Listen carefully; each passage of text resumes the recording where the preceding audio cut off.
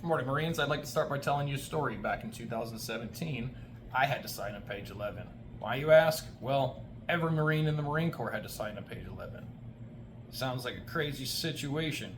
Well, a group of very unsavory individuals were involved in a Facebook group called Marines United. It's a bunch of negative, very bad things that they did. If you'd like to know more, you can research it. But the gist of it is they did stuff so bad on the internet and online and on social media that the Marine Corps made every single Marine sign a page 11 stating they will use social media appropriately or be held accountable.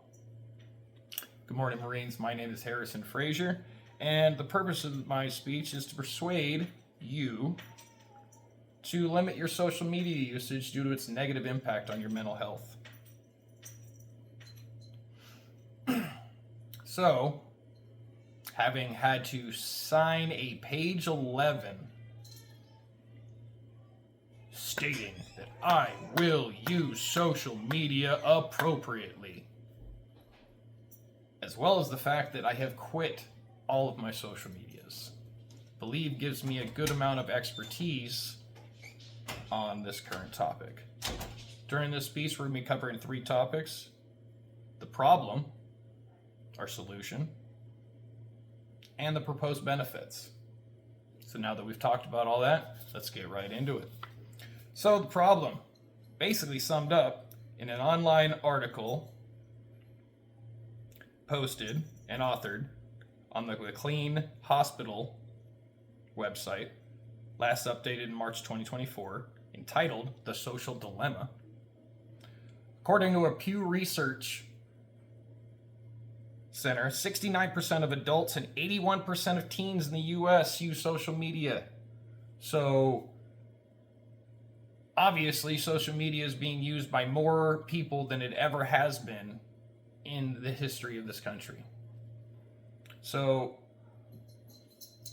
what's become of that? Well, what's come out of that is the fact that there's been multiple studies and multiple findings proving multiple ways that social media actually negatively impacts your mental health, whether it be depression, whether it be anxiety, whether it be FOMO, the fear of missing out, all kinds of ways social media has detrimentally impacted the way we conduct and do everything.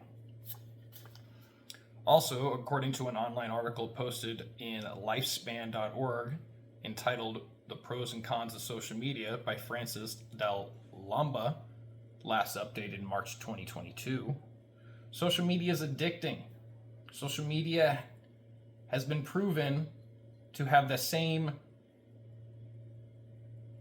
release of dopamine in the brain, because when you complete a task, your brain will normally release dopamine, rewarding you for completing the task. The problem with social media, the task is never finished. You post, yes, you've completed that task, but there's always another post.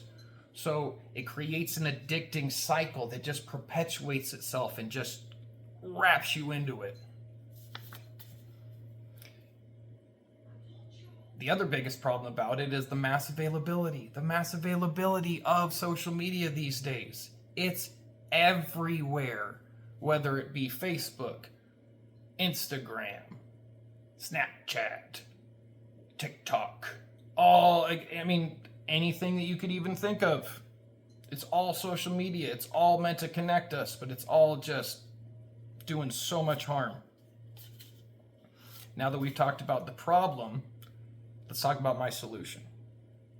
So, my proposed solution would be, again, for you to take a look inwardly on the impact that social media has on your mental health. Because I almost for certain it probably has some sort of maybe teetering, might have benefits, but it's teetering in the negative. So, one solution that I can suggest that you try would be try to do more in-person activities.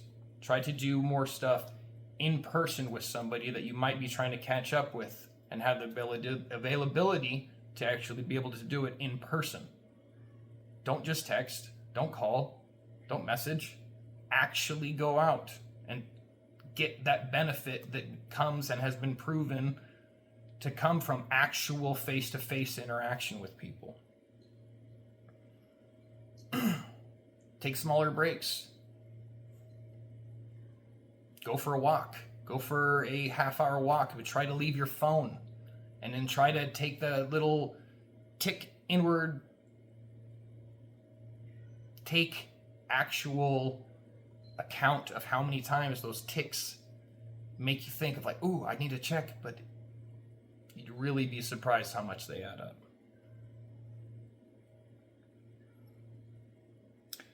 Thirdly, you could look inward. Online article posted to ucdavis.edu, reviewed by Don Bounds, entitled Social Media and the Impact on Our Mental Health, last updated in May of 2024. Social media is here to stay. So the problem with that is that social media will continue to evolve and become more invasive and come up with more and more ways that it's going to continually drive and find ways to become a part of your day-to-day life.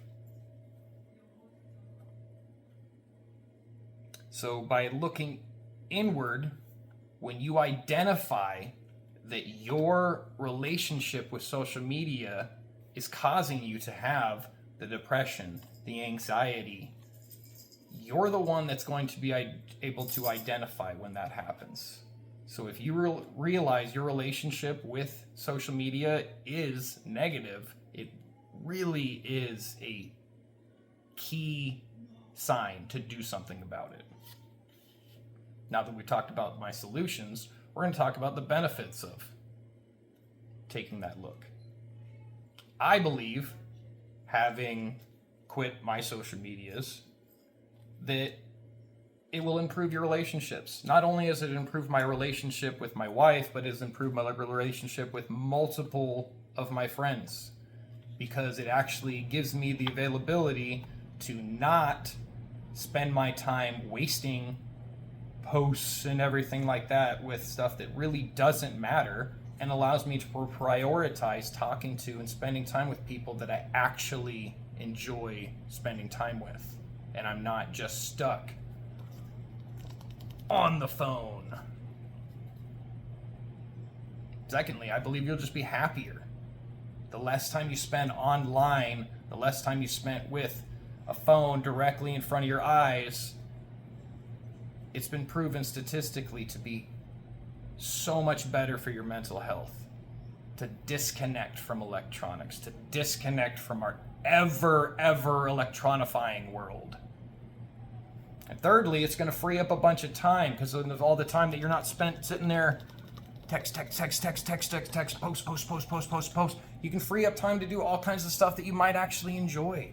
Learn how to sew, practice other activities that you've never tried before, learn to crochet, do something that just excites you that you've never tried. So in summary, I hope that I've helped persuade you to take a look inwardly and take a look at the impact of social media and what it has on your mental health. We've talked about the problem, the mass availability, the negative impacts that it has and proven to have on the mental health. We've talked about my proposed solutions, just taking those smaller breaks, doing whatever you can to help you identify that maybe you might have a problem. Additionally, looking inwardly and being honest with yourself. You know more than anybody else your actual relationship with your social medias and the impact they have on your mental health. Be honest with yourself. And in doing so, the proposed benefits that I suggested, I really feel that you'll start to feel those as well. So what I would ask you to do is ask you to try two things. First, get on your phone and identify, there's a spot in there, you can find it. Identify where and how much time you're using and spending on all of your different apps. In doing so, you're really going to hopefully open your eyes to how much time you're wasting on your phone, and mainly because of social media. Secondly, pick a social media platform and take a 24-hour to 48-hour break. During that 24-hour to 48-hour break, look at the cues, again, like I talked about earlier with the going for a walk and waiting for the ticks.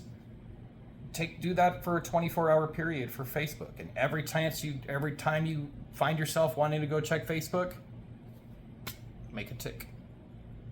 And then really tally those up and be honest with yourself. Man, is it really worth all of these ticks? This addiction that I've formed?